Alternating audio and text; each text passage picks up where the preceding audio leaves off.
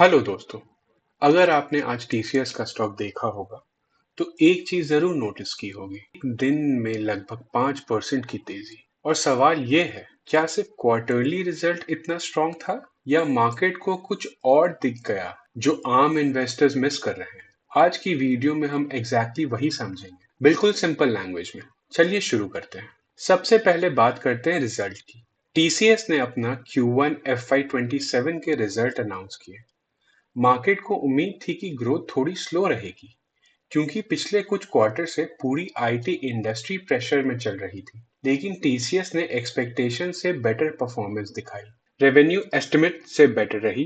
Profit भी analyst की expectation से ऊपर आई। और सबसे इंपॉर्टेंट बात, मैनेजमेंट का कॉन्फिडेंस पिछले कुछ क्वार्टर के कंपैरिजन में काफी पॉजिटिव दिखा। यही पहला रीजन था जिससे इन्वेस्टर का कॉन्फिडेंस वापस आया। लेकिन सिर्फ रिजल्ट की वजह से स्टॉक 5% नहीं चढ़ा। इसके पीछे दूसरे शायद ज्यादा इंपॉर्टेंट रीजन थे, और वो थे आर्टिफिशियल इंटेलिजेंस। टीसीएस ने अनाउंस किया कि उसने एवीवी के साथ एक multi year AI partnership sign की है। अब इस न्यूज का मतलब क्या है? सिंपल सी बात, पिछले 2 साल से हर कंपनी एआई की बात कर रही है, लेकिन इन्वेस्टर एक ही चीज देखना चाहते थे, एआई से एक्चुअल रेवेन्यू कब आएगा। और टीसीएस ने मार्केट को सिग्नल दिया कि एआई से फ्यूचर की स्टोरी नहीं, अब उसे रियल बिजनेस मिलना शुरू हो रहा है। इसी वजह से इन्वेस्टर का कॉन्फिडेंस और स्ट्रांग हो गया। अब तीसरा रीजन समझिए। टीसीएस सिर्फ एक कंपनी नहीं है, ये पूरी इंडियन आईटी इंडस्ट्री का लीडर माना जाता है। हर अर्निंग सीजन में सबसे पहले टीसीएस रिजल्ट अनाउंस करता है।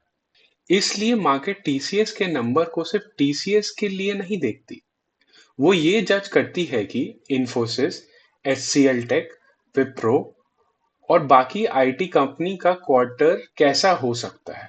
तो मार्केट ने मान लिया कि शायद पूरी आईटी सेक्टर उतनी वीक नहीं है जितना लोग सोच रहे थे। इसी वजह से आईटी स्टॉक्स में बाइंग देखने को मिली। अब चौथा रीजन, शॉर्ट कवरिंग। पिछले कई महीनों से टीसीएस का स्टॉक प्रेशर में था।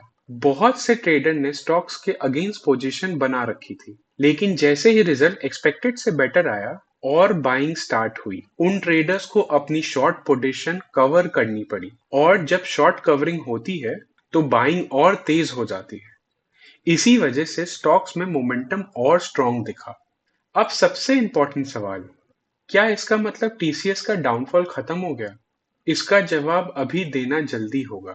एक दिन की रैली कभी भी लॉन्ग टर्म ट्रेंड कंफर्म नहीं करती। अब देखना ये होगा कि स्टॉक आने वाले सीजन में अपनी गेन होल्ड रखता है या नहीं।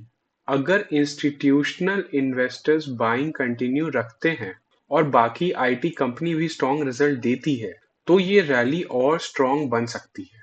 लेकिन अगर ये सिर्फ एक अर्निंग रिएक्शन निकली तो स्टॉक दोबारा कंसोलिडेट भी कर सकता है। इसलिए एक्साइटमेंट में डिसीजन लेना सही नहीं होगा। टीसीएस का आज का 5% का मूव कोई एक रीजन के वजह से नहीं था, ये चार चीजों का कॉम्बिनेशन था। एक्सपेक्टेशन से बेटर क्वार्टरली रिजल्ट, एबीबी के साथ बड़ा एआई डील, आईटी सेक्टर के आउटलुक में इंप्रूवमेंट और स्ट्रॉन्ग शॉर्ट कवरिंग। इसी कॉम्बिनेशन ने इन्वेस्टर्स का कॉन्फिडेंस वापस लाया और स्टॉक में जबरदस्त बाइंग देखने को मिली।